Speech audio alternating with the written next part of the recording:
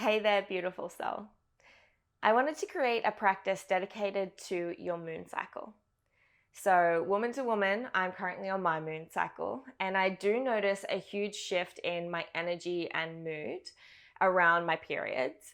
And I know just from experience and from my own personal practice that my body asks for a more gentle, compassionate, nourishing, and nurturing yoga practice when I am on my moon cycle. So, especially the first couple of days, it's really important to listen to your body, to respect her, and to give her exactly what she needs and deserves, which most of the time is a much more gentler practice. So, stepping away from the ego and coming back to softening. When we're on our periods, we're experiencing a more active version of the Apana Vayu energy, which is the body's natural downward force or downward energy, or eliminating energies, if you will. And so it's really important that we understand that and utilize that in our poses and when we're on our mats. So you might hear some people say that you shouldn't do yoga on your period. This isn't the case. You just need to be aware of the poses that you are doing, as there are certain things that you should try to avoid. So a couple of things that you might like to become more mindful of when you are on your moon cycle and try to avoid if possible are inversions. As the name would suggest, they're literally inverting you, flipping you upside down and disrupting, if not completely contradicting, the natural downward energies, the Apana energies. So avoid inversions if you can. A technical inversion is anything where the hips are higher than the heart. So even a downward facing dog is technically an inversion. So just being aware of things like that and trying to avoid them if you can. Bandhas are another one, which is why we tend to avoid Ashtanga yoga or more intense versions of yoga when we are on our moon cycles, simply because of these bandhas and the way that they are working against it again, working against any of the downward forcing energy. So bandhas are a lock. So in particular, Uddiyana Bandha and Mula Bandha. So between the navel and the cervix, these are the areas that you want to try to avoid, as the bandhas are energetic locks, and you want to create a vessel to be able to flow through rather than locking that and disrupting that. Any kind of heating breath work, so anything that involves a lot of stomach movement and creates a lot of tapas or heating energy within the tummy and the belly, you want to try to avoid. Be really gentle on yourself. It's more just like, these aren't rules to stick by. It's just your body is probably telling you these things to begin with, and just becoming aware of them makes you go, aha, oh, that's why I don't like doing that when I'm on my moon cycle. And you're probably sitting there having a couple of those aha moments yourself right now. And then just in general, taking it gentler and more nourishing and nurturing with yourself and with your practice. So in saying that, let's get into it. I won't take up too much more of your time speaking. I have a block with me and a strap. So props are great for any yoga practice, in my opinion. But especially on your moon cycle, they can become really helpful, as they do allow you to still get a deep and intense stretch, but without the need to push yourself further than you should. So we're going to start on our backs, Supta Baddha Kanasana. So finding your way down flat onto your back, soles of the feet will come together, allow the knees to fall apart. From here, I personally like to hug my shoulders together across the top of my back, as I feel like that energetically and physically creates an opening through my heart space. From here, slight tuck of the chin in towards the chest and feel that lengthen through the back of the neck. From here, you can close down the eyes if you feel safe. Hands can come to the inner thighs, one hand to the heart, one hand to the belly, or perhaps both hands to the belly. One hand over each side of the tummy. You can even start to just gently tickle the skin over your belly, becoming aware of your internal organs here, your reproductive system.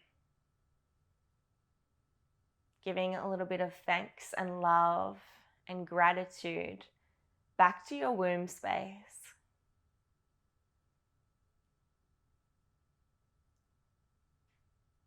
If you suffer from any kind of menstrual cramps, doing this with some essential oils can also be really helpful, really calming, soothing, and even help to eliminate some of that pain. Placing the palms flat over the belly now. Maybe even taking the fingers into an upside down love heart. So the thumbs come together and the index fingers come to touch. Again, just consciously and with awareness, with great intention, sending your womb space love and thanks.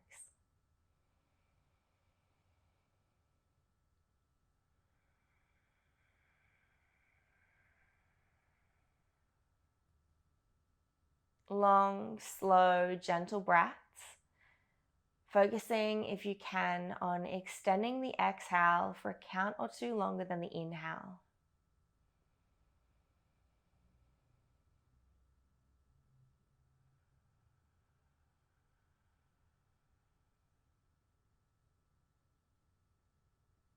It is a miracle to be alive, and an even bigger miracle to exist as a woman.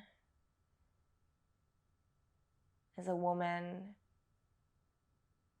who moves in cycles with the moon,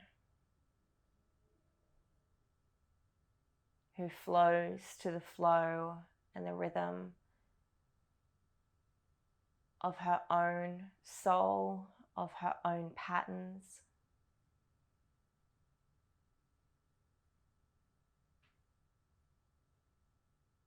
A woman who flows with the natural cycles of the universe, with the natural cycles of nature.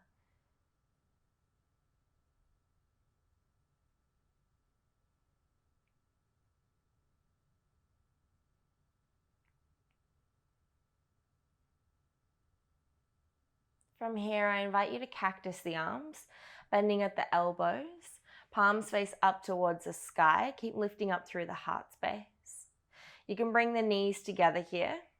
Big toes come to touch, soles of the feet flat onto the floor. And we'll find some gentle supine twists. So dropping both knees across to the left as you look back towards the right elbow.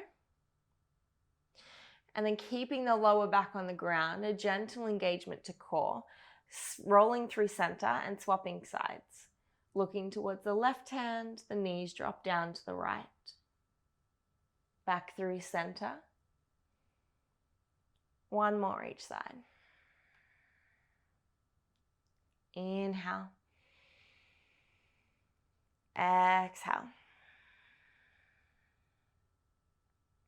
Coming back up through center. And then hugging the knees into the chest, wind pose. Allow as much of your spine as you can to touch down to the earth, and maybe gently rocking side to side here. So it's like a lower back massage. And depending on how far out you roll, maybe also a little bit into the outer glutes. Take a deep breath in.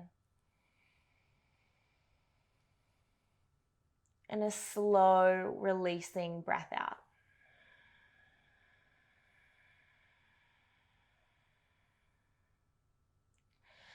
Taking the hands behind the knees and rolling your way up into a seat.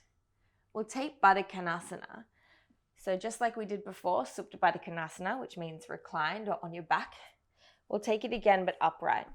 Having a block if you'd like to, you can sit up onto it for a little bit of elevation, and it gives you a little bit more of room and space to work with in the hips.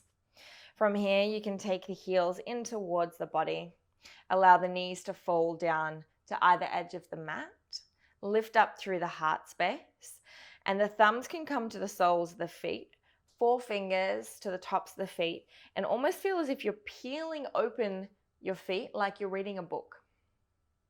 Deep breath in. Deep breath out. 2 more breaths in your own time. Sinking further and deeper into that stillness.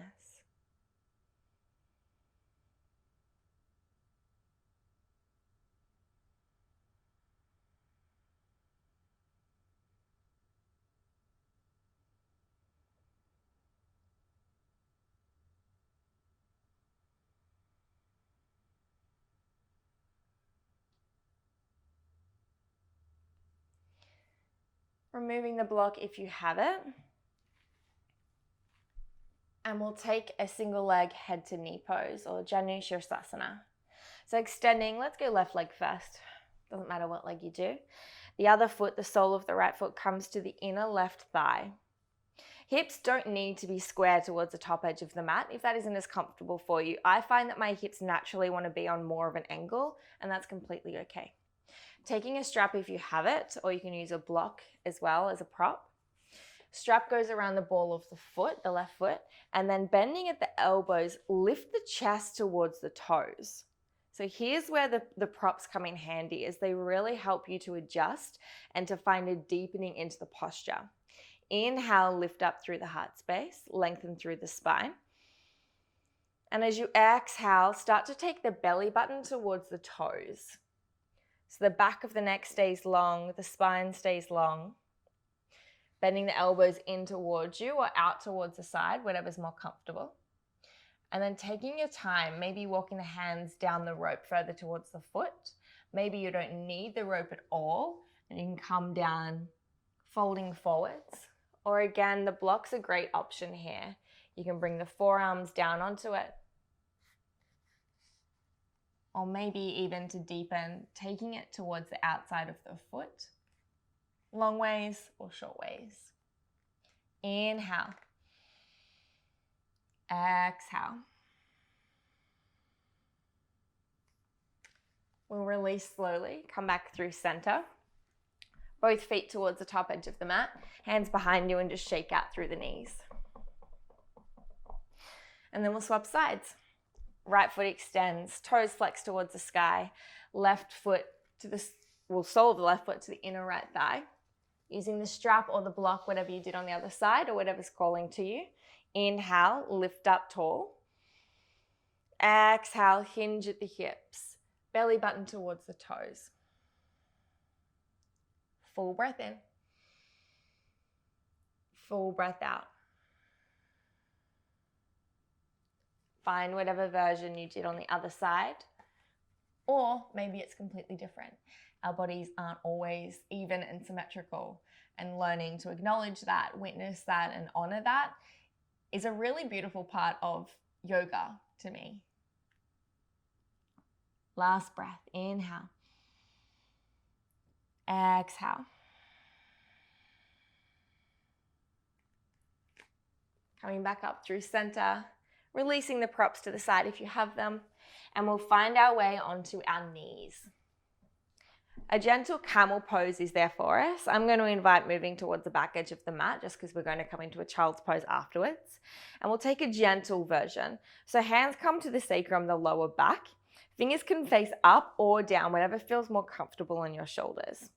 For me, I like to have the fingers facing up towards my head, as I feel like it creates a deeper opening for me, but you might be a little bit different. Roll the shoulders down the spine, and rather than just bending through the back and bananaing, I want you to bring the belly button towards the spine, and then from here, start to shift the hips forward and lift the heart to the heavens. So it's a really gentle version. Inhale. Exhale. If you feel like you have the depth there and the opening, you can take the full version, taking one hand and then maybe the other back towards the heels, and then lifting the heart continually towards the sky and gently shifting the hips forward. You can look forward towards the top edge of your mat with your gaze, or activate the thyroid by gently allowing the head to fall back.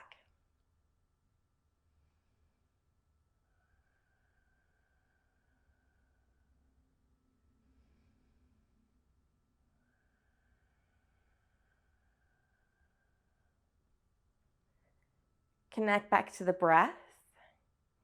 Slow, gentle breaths. And notice what this does energetically towards your womb space.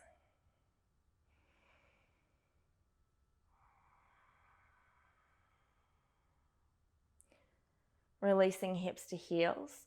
Finding an upright position, lengthening through the spine. Becoming neutral, one hand to the heart, one hand to the belly. Close the eyes and reconnect within.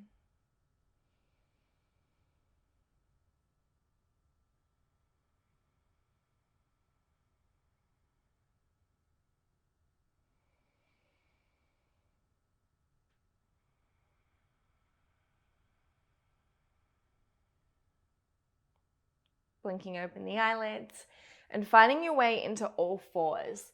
So we're going to find some cat-cows here. Inhale, drop the belly, lift the heart to the sky.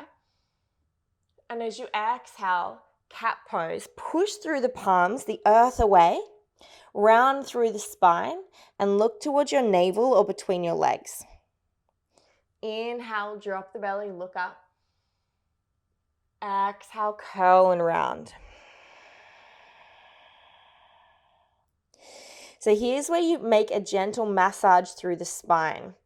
Inhale, gently articulating one vertebra at a time. Exhale, curl and round. From here, we'll find our child's pose. Knees come to each edge of the mat. The hips sink back towards the heels. Fingers spread wide towards the top edge of the mat. Forehead to the earth. And becoming heavy in the hips. Breathing deep into the belly and softening every muscle in your body.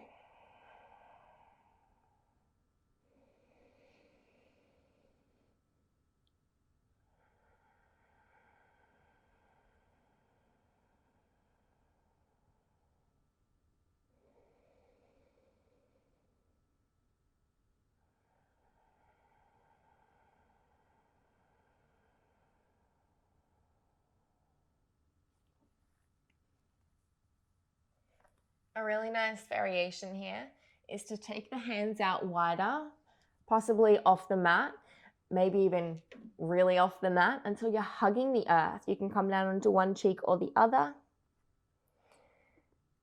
and literally embrace the earth beneath you, the mat, the floorboards, whatever you're on. Doesn't matter whether you're 5 or 50 floors up. Send your energy down through the earth, thanking her for supporting you, for enabling you to live such an extraordinary life.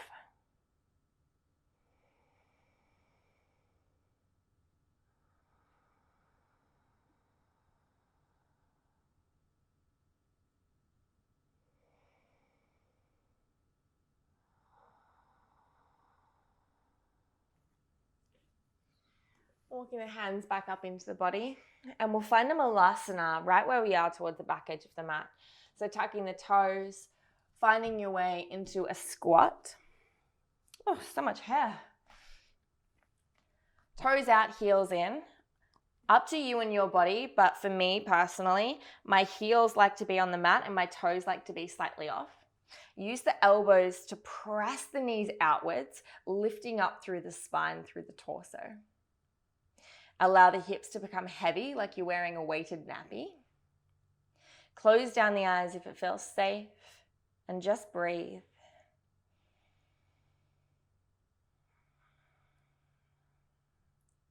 This pose is amazing for helping your flow to flow. If you practice any type of natural free flow bleeding out in nature perhaps, this is a beautiful posture to engage in and just to exist in.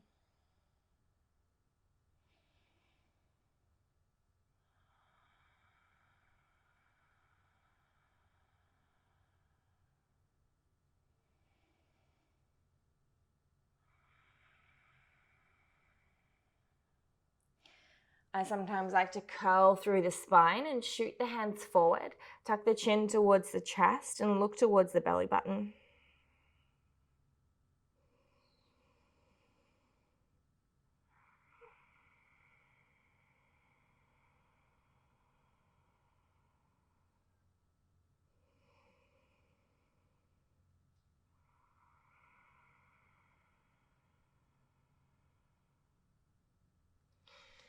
And then from here, finding your way down, back onto your backs.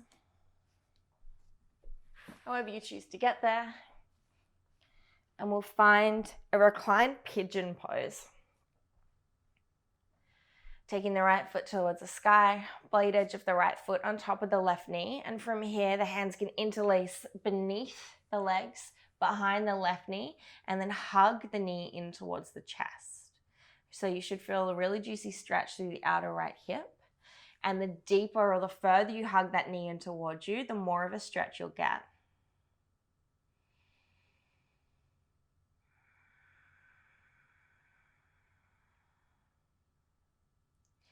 If you'd like to practice a different variation that gets into the left hamstring at the same time, perhaps straightening through the left leg, the hands can stay behind the knee for a little bit of support. You can grab your strap here if you'd like to, wrap it around the ball of the foot, and then focus on hugging it in from the strap. Or perhaps you don't need the strap and you can use your hands around the sole of the foot or around the big toe. If that's the case, keep hugging the shoulders down the spine. Open up through the heart space.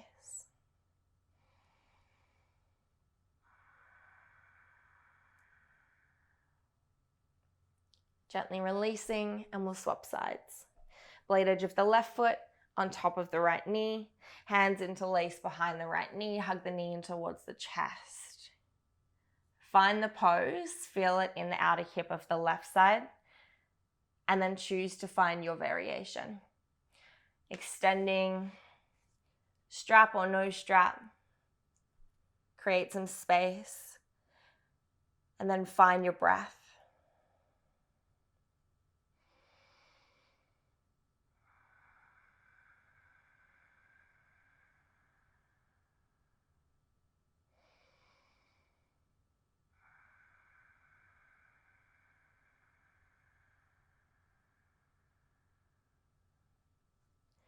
Releasing the foot, hugging both knees into the chest, gentle little rock and rolls up and down the mat, and coming up into a seat. Upavishta Kanasana, wide-legged forward fold. This is another one of my absolute favorites, especially when I'm on my moon cycle. Anytime, but especially on my moon cycle. So you can go sideways on your mat if you like, any space that you have enough room to take your feet as far apart as you can. Toes flex up towards the sky. You can take one hand behind you, one hand in front, and from here shift the hips forward. So that'll make a deeper stretch through the groin. You can take the hands behind you if you wish, lift up through the heart space. Exist here, enjoy it, really enjoy it. Maybe even lift the corner edges of the mouth and just deep reverence and gratitude to exist in this pose because it feels so good and opening. Perhaps you'd like to take the hands to the hips or to the tops of the thighs. Enjoy holding yourself upright and focus on taking the belly button towards the spine, a gentle engagement. Maybe you like to go side to side slowly with breath. Opening up not only through the side bodies, but also through the hips and the groin. Or maybe you'd even like to fold forward. From here, you can take a block if you'd like to, maybe coming down onto the elbows, or maybe you don't need a block and coming all the way down flat into a pancake. Hands can come out, reach in front of you or out towards the sides, come down onto one cheek or the other.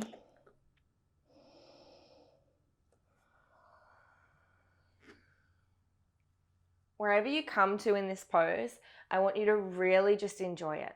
So close the eyes, bring the breath into the hips or any areas of tension and breathe into it. Really just embody this for everything that it is. Soak up all of the benefits that it's offering.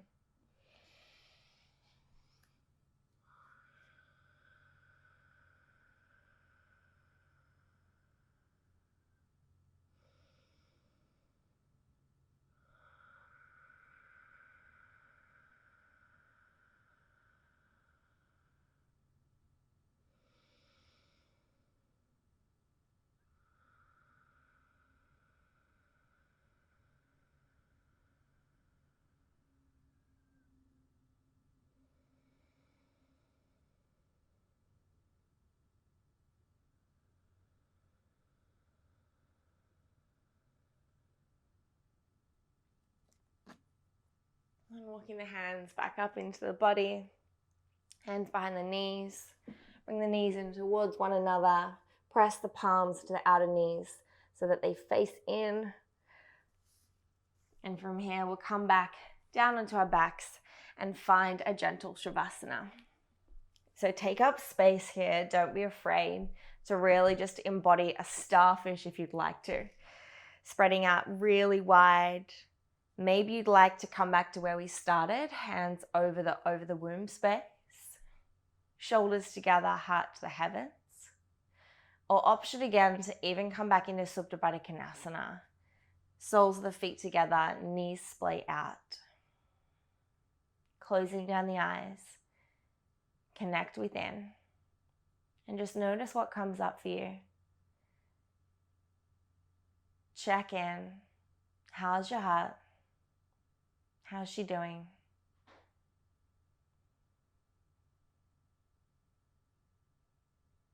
How's your mental body? Your physical body? Your emotional body?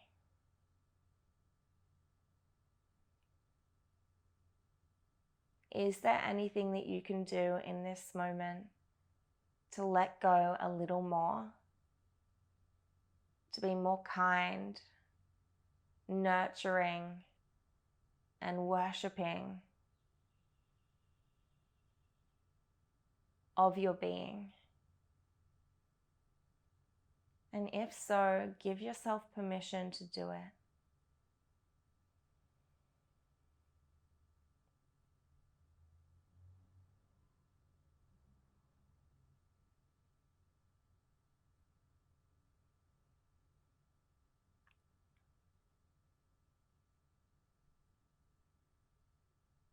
With your hands over your womb space, I invite you to imagine a warm white light in both of your palms. Pure loving energy. And I invite you to send that energy through your tummy, all the way in. Allow it to wrap around, to wash around all of your internal organs. Coating and hugging your womb, your ovaries, your entire reproductive system in this warm, white, beautiful light. Healing and cleansing.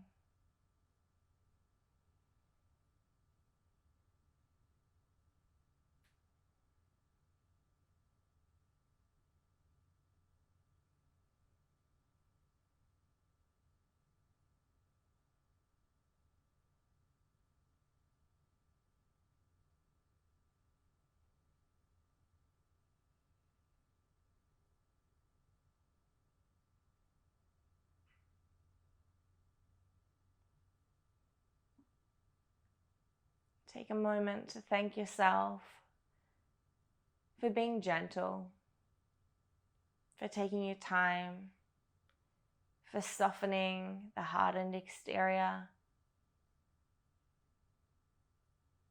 for paving a pathway, for nurturing and nourishing yourself.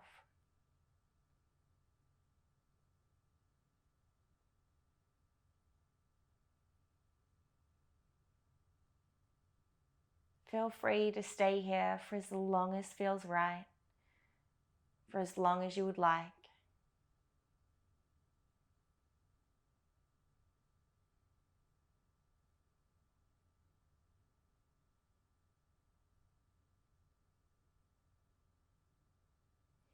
And then when or if you're ready, stretching out long, the arms above you, feet all the way away. Big body yawn. Just like waking up in the morning. Bending one knee, bending the other knee, rolling onto one side. And take your time here. So roll into the fetal position. Use your bottom arm as a pillow, the other hand to hold you against the earth. Eyes stay closed. The belly still soft and the breath is still long and deep.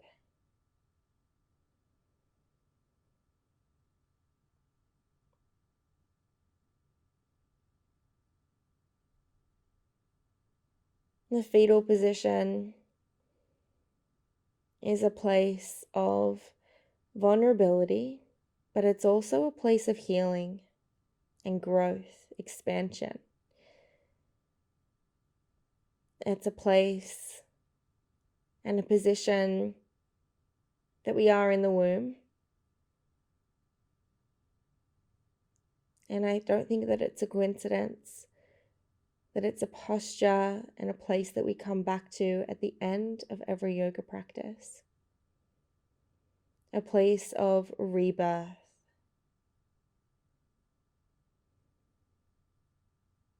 So with that in mind, I invite you to slowly find your way back up into a comfortable seat. You can sit up on a block again if that's a comfortable option for you.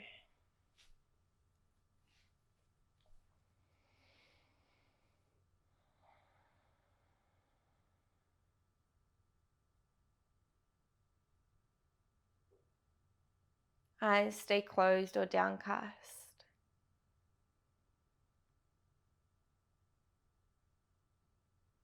And just acknowledging and witnessing how nice it is to gift yourself such a gentle, simple practice. You've given your energetic body permission to flow freely.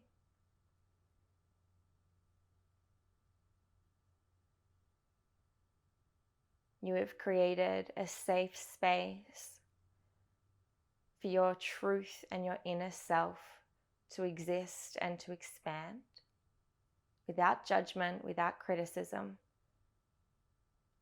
without expectation. You have connected to your breath, to your body, to the light and the spirit within.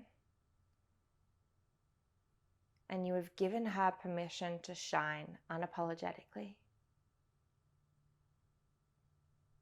You have intentionally and consciously stepped away from the ego, stepped away from the urge or the need to push, to do, and allowed yourself to just be.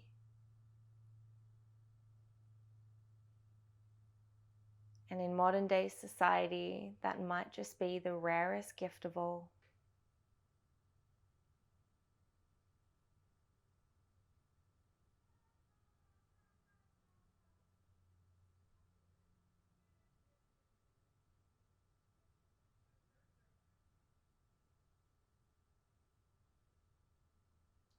Take your hands to your heart space.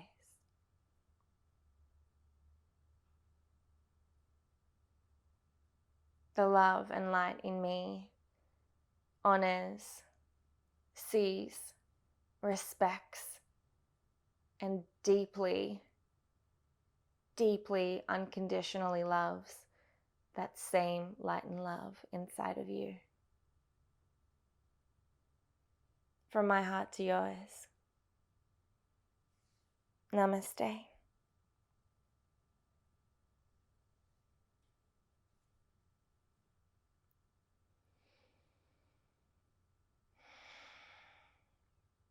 I hope that practice was healing and soothing for you and your moon cycle. Thank you for taking the time to gift yourself this space to exist so unapologetically. Thank you for creating a place for your flow to flow freely and uninhibited. I hope that you continue out into the rest of the day, the rest of the week, the rest of your cycle, knowing that you can come back to this sensation and this feeling whenever you need it. Namaste.